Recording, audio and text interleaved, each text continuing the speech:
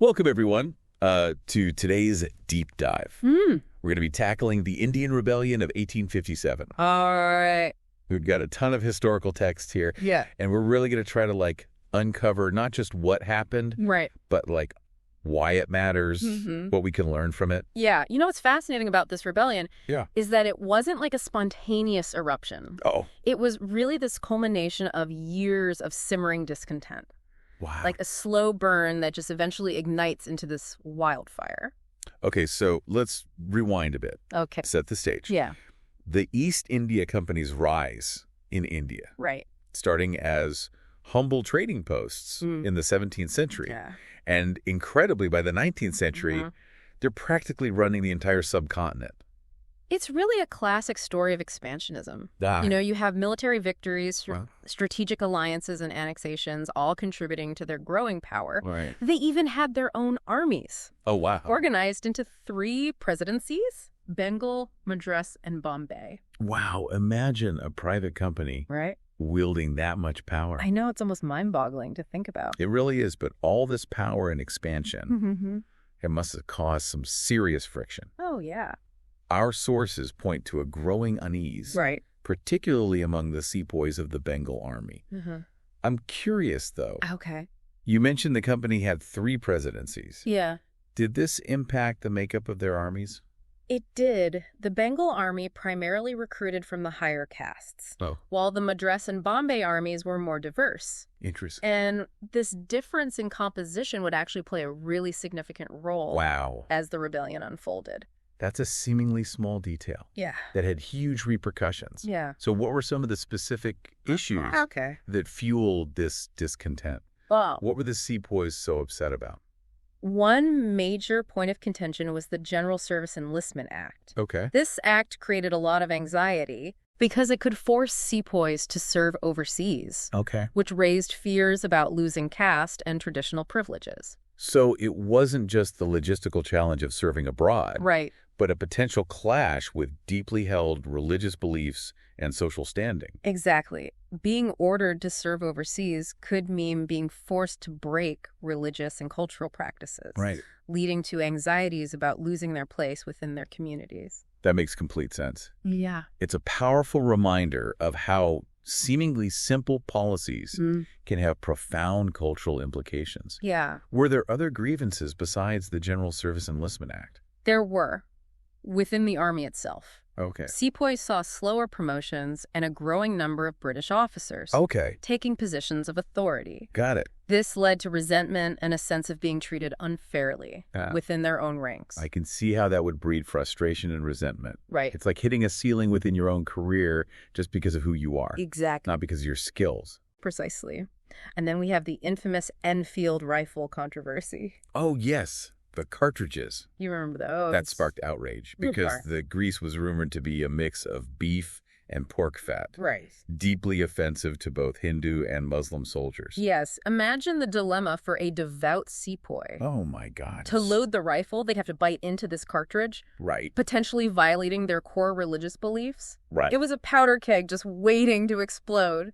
It sounds like even the company's attempts to clarify Yeah. and modify the cartridges didn't really help. They did. It seems like their actions, Mm-hmm. perhaps well-intentioned, Right. only confirmed the sepoys' suspicions Yeah. that their religious freedom was under threat. It's a stark example of how even seemingly minor cultural misunderstandings Wow. can have really explosive consequences. It's the classic cure being worse than the disease. Yeah. The attempt to fix the problem just solidified distrust Yeah. and made things worse. Ab- But we've been focusing on the military side of things. Right. What about the civilian population? Okay. Were they facing their own set of issues They were. under company rule? Absolutely. Okay. Our sources highlight several factors that contributed to civilian unrest. Right. One major issue was the doctrine of lapse, Oh, a policy that allowed the company to annex kingdoms Oh, if a ruler died without a male heir. that sounds like a pretty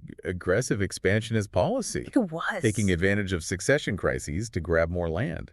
And unsurprisingly, it angered many Indian nobles. Of course. But it wasn't just the elite who were affected. Right. Ordinary people were struggling too. Yeah. Land reforms, particularly in Oud, Right. displaced local landlords called tulakars, Oh, wow. and farmers. So you've got farmers losing their land, Uh-huh. nobles losing their titles, Right. and this overarching feeling that the company was disrupting traditional ways of life. Yes, and it's important to note that even social reforms intended to modernize India. Oh. Things like abolishing sati, introducing Western education, were viewed by some as attacks on their traditions. It's a good reminder that progress, even when well-intentioned, can feel threatening Right. if it's not implemented with sensitivity and respect for existing cultural norms. Absolutely. So we've got all these ingredients for a rebellion, Okay. military grievances, civilian unrest, Yes. religious anxieties. Right. What was the spark Yeah. that actually ignited the flame? Well, Was there a single event? there wasn't one single spark, Okay, but a series of events that escalated the tension. got it. One key moment was Mangal Pandey's act of defiance in March of 1857. Okay. He was a sepoy who openly rebelled against the new rifle cartridges.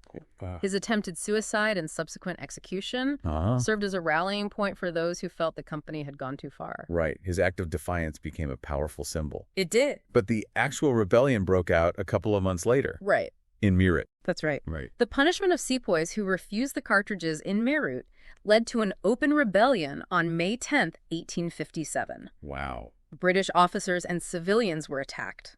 That's crazy. Yeah, That's a dramatic turning point. it really was. I find it interesting, though, that even in the chaos, Yeah, some Sepoys still escorted British families to safety right. before joining the rebellion. Yeah, it suggests a much more complex and nuanced situation Yeah. than a simple us versus them narrative. Right. It speaks to the complicated relationships and loyalties at play, Yeah. highlighting the human element of this conflict. Right. Yeah. You know, it wasn't just this black and white clash, Right. but this messy human drama with shades of gray. And from Meerut, the rebellion spread, Mhm. with the rebels setting their sights on Delhi, Yes. the symbolic heart of the Mughal Empire. Right. What was the significance of that move? Capturing Delhi was a huge symbolic victory for the rebels. Wow. It allowed them to proclaim Bahadur Shah Zafar, the aging Mughal emperor, as the leader of the rebellion, Wow. giving them a figurehead Okay. and lending legitimacy to their cause. It must have sent shockwaves through the British administration. It did. Delhi was more than just a city. Right. It represented the historical power of the Mughals. Absolutely. The rebellion had escalated from isolated incidents Wow. to a full-blown challenge to British authority. Oh, my goodness. And their response was swift and brutal. It sounds like things are about to get even more intense. No. We'll have to pause here Okay. and pick up this story in part 2 of our deep dive Right. into the Indian Rebellion of 1857. Sounds good. We'll explore the key figures, the battles, Mm-hmm. and the turning points of this pivotal event. Until then, consider this. Right. How did the East India Company's actions inadvertently sow the seeds of their own downfall? We'll delve deeper into that question when we return. Okay, All right. that's good. Welcome back to our deep dive into the Indian Rebellion of 1857. When we left off, the rebels had captured Delhi, Right. a move laden with symbolism Yeah. and a direct challenge to British authority. It is. And as the rebellion spread, it really revealed the fragility of empires. The British, despite their military might, found themselves grappling with this complex web of uprisings, each with its own motivations and leaders. So let's talk about some of those leaders. Okay. We know the rebels proclaimed Bahadur Shah Zafar, the last Mughal emperor, as their leader. Right. But what was his actual role in all of this? Well, Bahadur Shah Zafar's involvement was complex. Okay. He was an old man, more interested in poetry than politics Right. when the rebellion erupted, Oh. and he actually accepted the leadership reluctantly. Oh. And his involvement was largely symbolic. Symbolic, but still powerful, I imagine. Absolutely, his name carried weight, particularly in northern India, Right. adding a layer of legitimacy to the rebel cause. But even if his role was largely symbolic, the British certainly didn't see it that way, did they?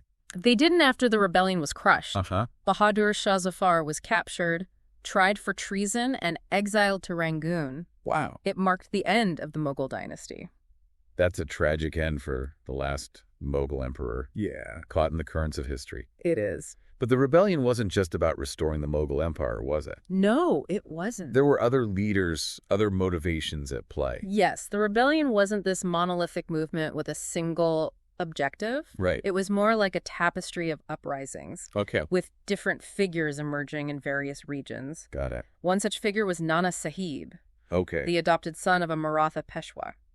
Nana Sahib was involved in the siege of Kanpur, wasn't he? He was. That's one of the events from this period that really stands out.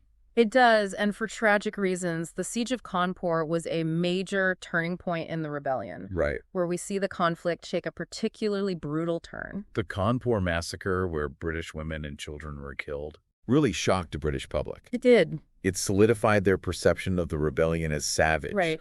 And fueled a desire for revenge. The details of the massacre, though, contested, had a significant impact on British public opinion. Yeah. And really hardened their attitude towards the rebels. Right. It's a tragic example of how violence begets violence. Wow. How fear and anger can escalate a conflict beyond control. It's a stark reminder of the dark side of human nature. Yeah. How easily we can slip into brutality and revenge. Right. Shifting gears a bit, I want to talk about another leader. Okay. One who has become almost legendary, Rani Lakshmibai.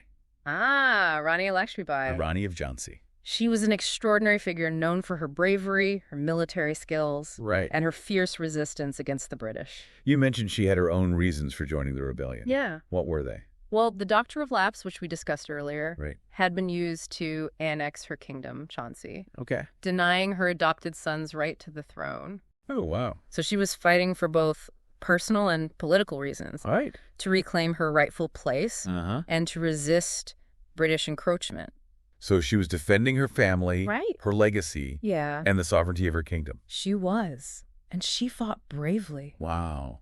leading her troops into battle against the British. Until her heroic death in battle at Gwalior. She did, dying, fighting against overwhelming odds. Wow. And her courage solidified her place as a national heroine in India's struggle for independence. It's amazing how she transformed from a queen fighting for her kingdom Right. to a symbol of resistance for an entire nation. Rani Lakshmibai became a symbol of defiance, a beacon of hope for those who refused to bow to British rule. But let's talk about the military side of the rebellion for a moment. Okay. The siege of Delhi must have been a critical moment. Yeah. What can you tell us about that? Well, the siege of Delhi was a turning point. Okay. It lasted for months, with both sides suffering heavy losses. What? The city was strategically vital, and its recapture by the British in September of 1857 was a major blow to the rebellion. It showed that the British were determined to crush the rebellion no matter the cost. It did.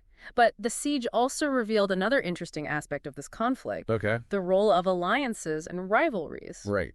You mentioned earlier that Sikh and Pashtun soldiers fought alongside the British. Yes, and that's a crucial point.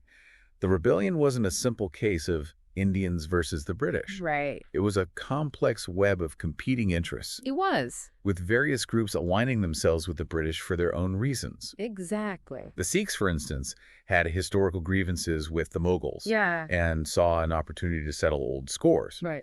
So the British were able to exploit these existing divisions, turning the rebellion's complexity against itself. They were, and this complexity is further highlighted by the Siege of Lucknow, another pivotal event. Okay. The British commissioner, Henry Lawrence, Uh-huh. had fortified the residency compound, and the defenders, including some sepoys who remained loyal to the British, Right. held out for months against rebel attacks. It must have been a desperate situation trapped inside the compound. It was a harrowing experience for the defenders. Yeah. The first relief of Lucknow arrived in September of 1858, Okay. offering a brief respite. Mm-hmm. But it wasn't until November that a larger force, led by Sir Colin Campbell, Right. was able to fully relieve the siege and evacuate the defenders. So Lucknow was a drawn-out, brutal struggle, Yes. demonstrating the resilience of both the rebels and the British. Exactly. And the fighting wasn't limited to these major cities. Right. The rebellion spread throughout northern and central India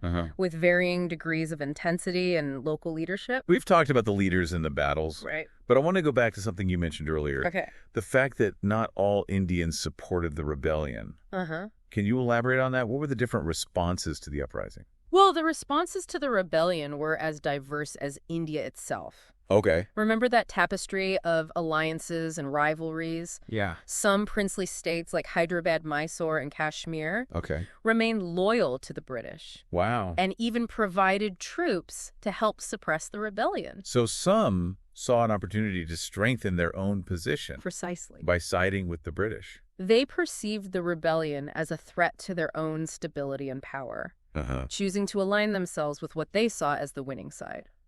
It's a reminder that even in a struggle against colonial rule, there were internal divisions and differing perspectives on the best course of action. Absolutely. And these divisions weren't just along political lines. Right. Some groups like the Sikhs and Pathans actively supported the British because of historical animosity toward the Mughals. No? The rebellion for them presented a chance to settle old scores. It seems the British were quite adept at leveraging these pre-existing divisions to their advantage. Their success in containing and ultimately crushing the rebellion relied heavily on the support of these loyalist groups. It's a tragic lesson from history. Yeah. Unfortunately, one that repeats itself even today. It does. But let's talk about the British response to the rebellion. Okay. How did they react to this unprecedented challenge to their authority? Well, initially, the British response was slow and disjointed. The scale and intensity of the rebellion caught them off guard. Wow. But as the situation grew more serious, they mobilized forces from within India and brought in reinforcements from Britain. They were clearly determined to crush the rebellion and reassert their control. The rebellion was a blow to British prestige and a threat to their entire colonial project in India.